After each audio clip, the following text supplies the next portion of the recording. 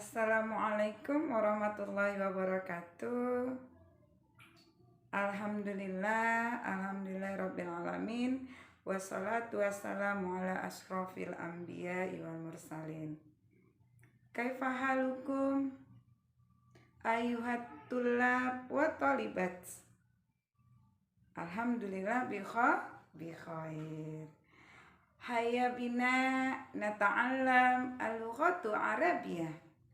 Ayo anak-anak Umi, pada hari ini sama-sama kita belajar bahasa Arab. Tapi sebelumnya ya, tak bosan-bosannya Umi mengingatkan untuk senantiasa mengikuti aturan protokol kesehatan yang mana telah ditentukan ya anak-anak Umi, dan ini yang membuat kita melakukan proses pembelajaran jarak jauh. Baik anak-anak Umi, tak terasa kita berada di semester genap. Kalau anak-anak Umi yang berada di kelas 10, ini semester penentu kamu mau naik kelas atau tinggal kelas. Tetap semangat ya anak-anak Umi. Baik anak-anak Umi, nanti kamu akan melihat, menyaksikan beberapa paparan demi paparan tentang materi pembelajaran bahasa Arab, yang mana pembelajaran bahasa Arab ini tak luput kita akan membahas yang namanya kawaid, di mana hanya seputaran sekitar isim, fiil, dan huruf. Nah, seperti itu. Nah, kawaid ini penting ya, untuk ketika kita satu hari mau bisa berbicara bahasa Arab, terlebih dahulu kita harus paham kawaid di dalam berbicara bahasa Arab. Baik anak-anak Umi, untuk tidak memperpanjang kalam, mari sama-sama kita melihat, menyaksikan, dan besar harapan Umi, anak-anak Umi dapat memahaminya. Tak banyak yang bisa Umi berikan, sedikit, tetapi mudah-mudahan bermanfaat ya buat anak-anak Umi.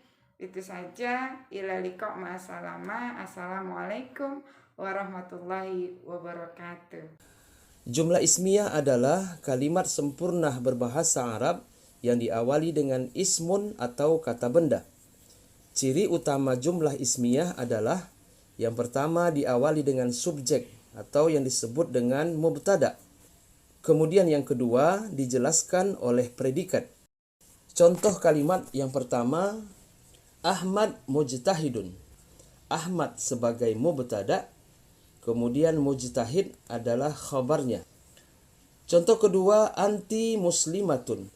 Anti adalah domir yang berfungsi sebagai mubtada, sedangkan muslimah adalah khabarnya. Yang ketiga, at-talib fil fasli. At-talib mubtada dan fil fasli adalah kata keterangan tempat yang berfungsi sebagai khabar.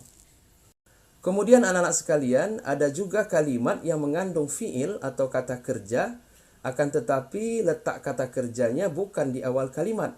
Maka ini termasuk ke dalam jumlah ismiyah. Contoh, ana usolli. Saya sholat. Kata kerjanya adalah usolli, tapi letak usolli di kalimat kedua, sedangkan kalimat pertamanya adalah domir, maka disebut jumlah ismiyah. Begitu juga dengan contoh ummi tasbahu dan anti tazhabina. Berikutnya jumlah fi'liyah. Jumlah fi'liyah adalah kalimat sempurna berbahasa Arab yang diawali dengan kata kerja atau fi'il. Ciri utama jumlah fi'liyah adalah yang pertama, kata pertamanya adalah fi'il atau kata kerja. Kemudian di dalamnya wajib terdapat subjek atau pelaku atau orangnya. Kemudian boleh juga ditambah dengan kalimat yang lain seperti maf'ul bih atau objek, atau kata keterangan tempat, atau kata keterangan waktu, dan lain sebagainya. Contohnya yang pertama, ya'kulu amir al-khubza. Di dalam kalimat ini terdapat yang pertama, ya'kulu. itu adalah kata kerja. Amir sebagai fa'il atau pelaku dan al-khubzah sebagai objek atau maf'ulun bih. Contoh yang kedua, tanamu Aminah fil hujrah. Aminah tidur di kamar. Di dalam kalimat ini terdapat fi'il, yaitu tanamu. Kemudian fa'il atau subjeknya adalah Aminah, dan fil hujrah disebut kata keterangan tempat. Contoh yang ketiga, astaikizu sobahan. Saya bangun tidur pagi hari. Astaikizu adalah fi'il atau kata kerja. Astaikizu fa'ilnya adalah ana. Sedangkan sobahan sendiri merupakan kata keterangan waktu. Contoh berikutnya, tajlisina amamal bait. Kata kerjanya tajlisina, kemudian domir dari tajlisina adalah anti, maka fa'ilnya adalah anti. Sedangkan amamal bait di depan rumah adalah kata keterangan tempat. Anak-anak sekalian, untuk mempermudah pemahaman, silahkan diperhatikan perbedaan antara jumlah fi'liyah dan jumlah ismiyah melalui tabel berikut. Contoh yang pertama, usyahidut tilfas fil bait. Untuk mengubah menjadi jumlah ismiyah, maka harus domirnya yang di depan. Domir dari usyahidu adalah ana. Maka kalimatnya menjadi ana usyahidut tilfas fil bait. Kemudian di dalam kalimat ini fi'ilnya adalah usyahidu. Kemudian fa'ilnya ana dan maf'ul bihnya adalah at-tilfas. Kemudian contoh yang kedua, yarkabu Ibrahim as-sayyarah. Untuk mengubah ke dalam jumlah ismiyah, maka subjeknya harus di depan. Subjeknya adalah Ibrahim. Ibrahim yarkabus sayyarah. Kemudian fi'ilnya adalah yarkabu, fa'ilnya Ibrahim, dan maf'ul bihnya as-sayyarah. Contoh ketiga, tastahimmu fil hammam. Domir dari tastahimmu adalah anta. Maka anta tastahimmu fil hammam. Dalam kalimat ini fi'ilnya adalah tastahimmu, fa'ilnya anta, sedangkan maf'ul bih atau objeknya tidak ada. Contoh selanjutnya, tatsbahu ummi al-at'imah. Mengubah menjadi jumlah ismiyah, subjeknya didahulukan, yaitu ummi tatsbahul at'imah. Fi'il kalimat ini adalah tatsbahu, fa'ilnya ummi atau ibu, dan maf'ul bihnya adalah al-at'imah atau makanan. Contoh selanjutnya, tazhabuna ilal madrasah. Tazhabuna domirnya adalah antum. Maka kalau diganti menjadi jumlah ismiyah, antum tazhabuna ilal madrasah. Fi'il kalimat ini adalah tazhabuna, fa'ilnya atau subjeknya adalah antum, sedangkan maf'ulun bih atau objeknya tidak ada. Contoh yang terakhir, tasrobina al-qahwah. Tasrobina domirnya anti. Maka kalau diganti menjadi jumlah ismiyah, domirnya di depan. Anti tasrobina al-qahwah. Fi'il dalam kalimat ini adalah tasrobina, subjek atau fa'ilnya anti, sedangkan maf'ul bih atau objeknya adalah al-qahwah. Untuk belajar bahasa Arab tentang profesi. Kita langsung saja, profesi yang harus kita pahami dan hafalkan untuk kali ini adalah sebagai berikut. Yang pertama adalah murid. Dalam bahasa Arab, murid adalah tilmidun. Tilmidun. Selanjutnya adalah profesi guru. Guru kita mengatakan dalam bahasa Arab yaitu mudarrisun. Mudarrisun.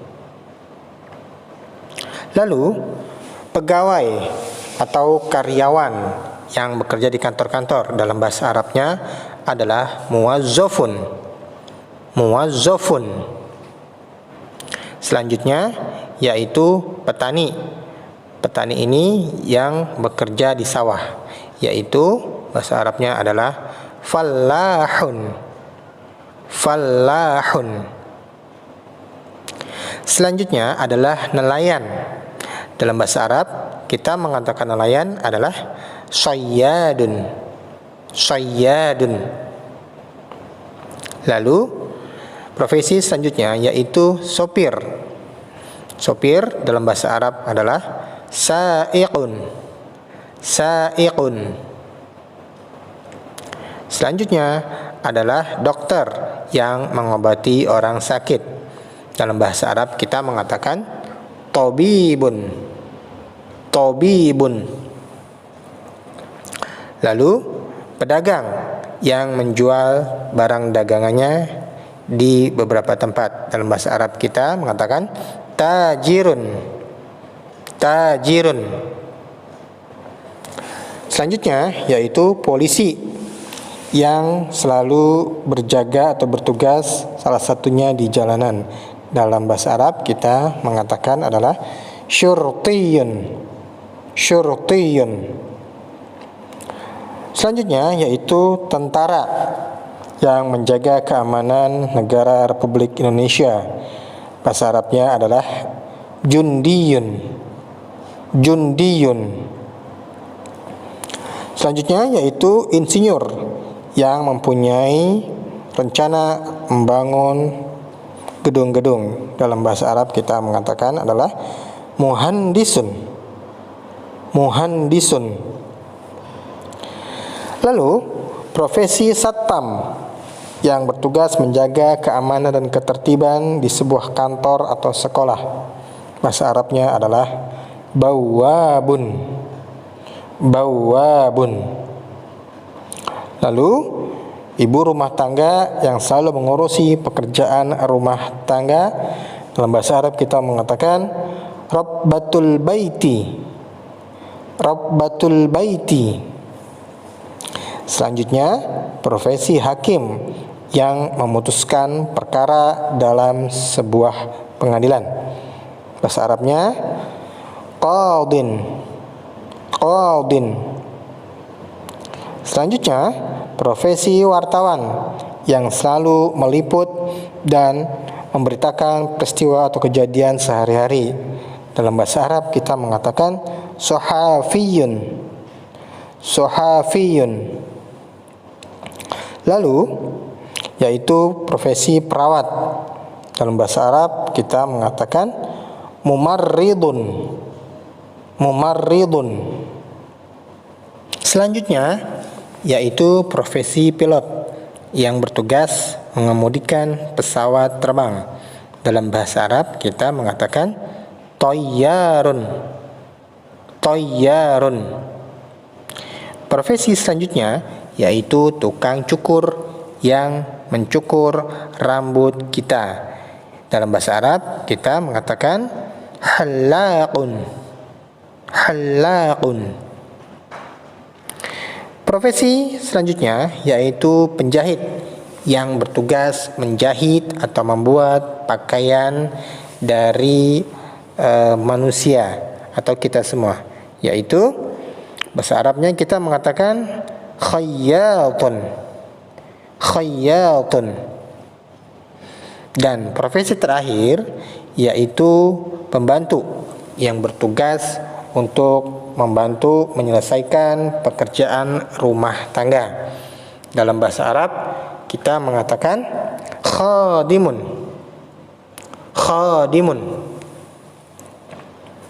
Nah, demikianlah profesi-profesi yang telah kita pelajari